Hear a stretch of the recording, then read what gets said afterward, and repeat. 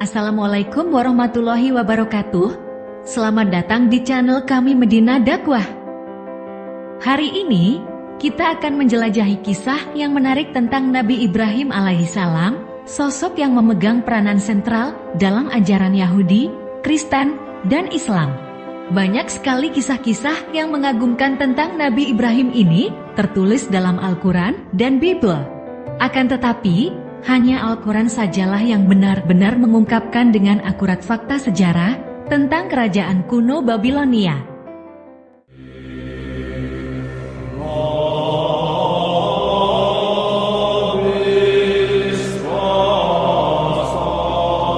Dalam ajaran agama Yahudi, Kristen, dan Islam, ketiganya menunjukkan sebuah kesamaan, yaitu bahwa Nabi Ibrahim alaihissalam itu dilahirkan di wilayah Babilonia kuno yang sekarang kita kenal sebagai Irak. Di wilayah ini, penduduknya menyembah berbagai dewa dan dewi.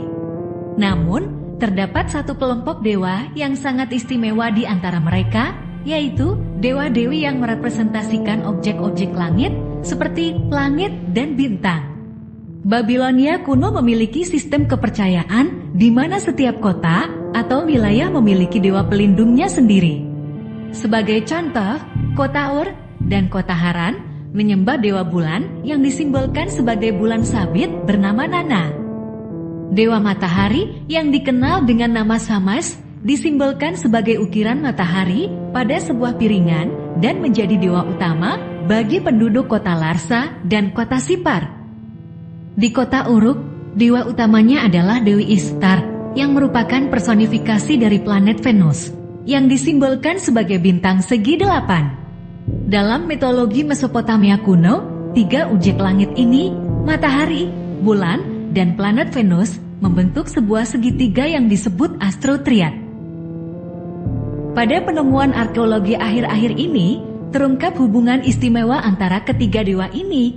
Contohnya, pada prasasti Codex Stella Ornamu, kita dapat melihat bahwa simbol matahari dan bulan digabungkan menjadi satu kesatuan.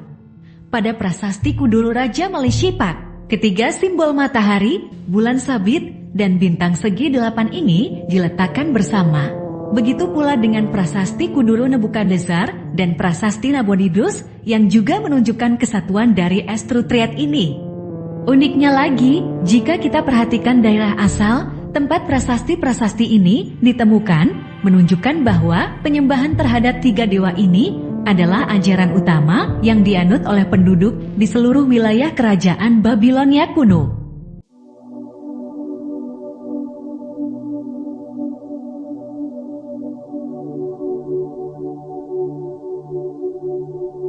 Al-Quran memberikan informasi yang sangat rinci dan mendetail terkait tentang Tuhan-Tuhan yang disembah oleh kaum Nabi Ibrahim alaihissalam.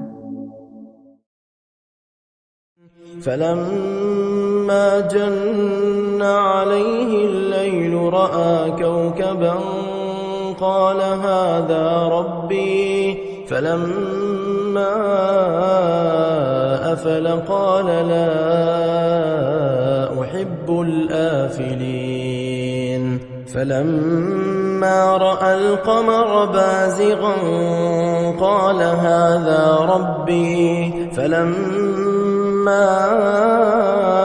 أفل قال لئن لم يهدني ربي لأكونن من القوم الضالين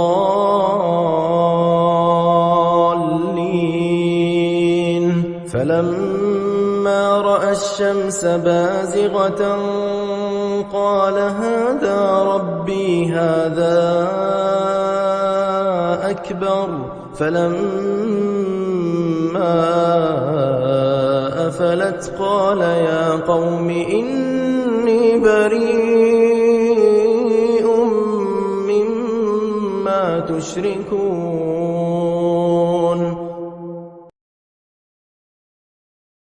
Di sini, Al-Quran menjelaskan bahwa kaum Nabi Ibrahim alaihissalam menyembah matahari, bulan, dan Tuhan ketiga. Perhatikan informasi detail tentang Tuhan ketiga ini. Ketika malam telah menjadi gelap, dia melihat sebuah bintang. Maka ketika bintang itu terbenam, Ibrahim berkata, "Aku tidak suka kepada yang terbenam." Kata kunci yang digunakan di sini adalah kaukab, yang dalam bahasa Arab dapat berarti benda langit seperti bintang atau planet. Al-Quran menjelaskan bahwa dalam periode tertentu, benda langit ini muncul saat malam telah menjadi gelap, lalu kemudian bintang tersebut terbenam atau menghilang. Deskripsi Tuhan ketiga dari ayat tadi sangat cocok sekali dengan karakteristik Dewi Ishtar.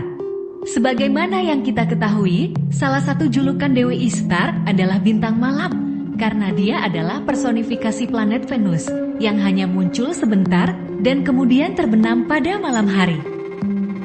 Di sini Al-Quran memberikan informasi dengan akurat, menggambarkan kepercayaan dalam ajaran astrotrade ini, yaitu Tuhan Matahari, Tuhan Bulan, dan Tuhan Venus. Sebenarnya, pengetahuan tentang agama Mesopotamia kuno ini telah hilang selama berpuluh-puluh abad alias ribuan tahun lamanya. Bahasa Sumeria yang digunakan dalam penulisan artefak ini pun telah punah sejak abad ke-1 hingga pertengahan abad ke-19. Baru pada awal abad ke-20, sebuah ekspedisi arkeologis yang dipimpin oleh Sir Leonard Woolley akhirnya menemukan kuil-kuil bersejarah dalam peradaban Babilonia kuno. Kuil-kuil tersebut ditemukan setelah sebelumnya tertimbun dalam gunungan pasir yang sangat jauh di dalam tanah. Informasi tentang agama Mesopotamia ini pun akhirnya terkuat setelah ditemukannya kuil-kuil seperti kuil Sigguratpur yang terkenal. Lalu, pertanyaan yang muncul adalah, bagaimana mungkin Nabi Muhammad SAW mengetahui informasi ini pada abad ke-7? Terlebih lagi, bahasa Sumeria telah terlupakan selama lebih dari 1000 tahun. Apakah Al-Quran memperoleh informasi tentang kerajaan Babilonia ini dari Bible dan catatan legenda kitab ajaran Yahudi? Karena pada saat itu, satu-satunya informasi yang tersedia tentang Nabi Ibrahim alaihissalam kalau tidak berasal dari Bible, ya pasti dari kitab kisah legenda milik orang-orang Yahudi. Mari kita bahas satu persatu dengan seksama. Jika kita melihat lebih dalam pada Bible, maka sesungguhnya kita tidak akan menemukan informasi yang terperinci tentang hal ini. Dahulu kala, di seberang sungai Efrat, disitulah diam nenek moyangmu, yakni Terah, ayah Abraham, dan ayah Nahor, dan mereka beribadah kepada Allah lain. Yosua pasal 24 ayat 2. Dalam Yosua pasal 24 ayat 2 disebutkan bahwa nenek moyang Ibrahim beribadah kepada Allah lain di seberang sungai Efrat. Akan tetapi, tidak ada penjelasan spesifik tentang siapa dewa selain Allah yang disembah oleh kaumnya Nabi Ibrahim alaihissalam. Bible hanya merujuk kepada Tuhan mereka dengan sebutan Allah lain. Kemudian, dalam cerita legenda Yahudi yang telah ada jauh sebelum adanya Al-Quran, disebutkan bahwa semua tanda-tanda bintang, bulan, dan matahari berada dalam kekuasaan Tuhan. Jubile, pasal 12 ayat 18. Perhatikan, di situ disebutkan bintang-bintang dan disebutkan dalam bentuk yang jamak. Meskipun ada pengetahuan umum dalam kitab cerita legenda Yahudi tentang penyembahan kaum Nabi Ibrahim alaihissalam terhadap benda langit, informasi yang diberikan tidak terlalu spesifik dan tidak merujuk secara rinci kepada Dewi Ishtar seperti yang ditemukan dalam Al-Quran. Dalam kitab cerita Yahudi lainnya tentang Ibrahim alaihissalam disebutkan bahwa mereka menyembah dewa-dewi elemen seperti api, air, dan tanah. Lihatlah, api layak dihormati daripada semua bentuk, tetapi yang lebih layak dihormati adalah air, karena ia menaklukkan api. Tetapi itu pun saya tidak menyebutnya Tuhan, karena ia tunduk pada bumi. Apokalips of Abraham pasal 7. Jadi, jika Al-Quran hanya menyalin dari kitab-kitab ajaran Yahudi, maka sangat masuk akal untuk memasukkan elemen-elemen tersebut. Namun, informasi ini tidak pernah ada dalam Al-Quran. Adapun contoh-contoh di atas membuktikan bahwa semua kitab-kitab di atas tidak dijadikan sumber informasi oleh Al-Quran, sekaligus menjadikan bukti bahwa Al-Quran tidak mengkopi atau menyalin informasi dari kitab-kitab tersebut. Lalu, ada hal yang perlu lagi kita sebutkan, bahwa pengaruh kultus penyembahan dewa-dewi tersebut ternyata menyebar luas ke wilayah sekitarnya. Sebagai contoh, Dewi Isyitar ternyata juga disembah di daratan Arab, tetapi dalam bentuk dan karakteristik yang berbeda.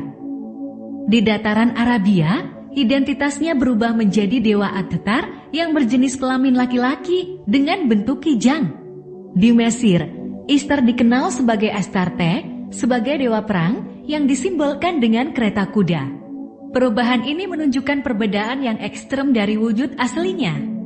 Dewi Isyitar memiliki sifat seperti bunglon yang identitasnya selalu berubah-ubah, termasuk atribut, simbol, dan bahkan jenis kelamin tergantung pada wilayahnya. Hal ini tentu saja sangat sulit bagi Muhammad untuk secara akurat mengidentifikasi identitas asli dari Dewi Ishtar terkait dengan topik Nabi Ibrahim alaihi salam. Dengan demikian, kesimpulan yang dapat diambil adalah Al-Quran berisi kisah-kisah kaum terdahulu dan penulisnya secara konsisten memberikan pengetahuan yang presisi dan akurat tentang hal-hal gaib dari berbagai waktu dan tempat. Hal ini sangat tidak mungkin dilakukan oleh manusia, melainkan hanya bisa dilakukan oleh Sang Pencipta itu sendiri, yaitu Allah Subhanahu wa Ta'ala. تلك من أنباء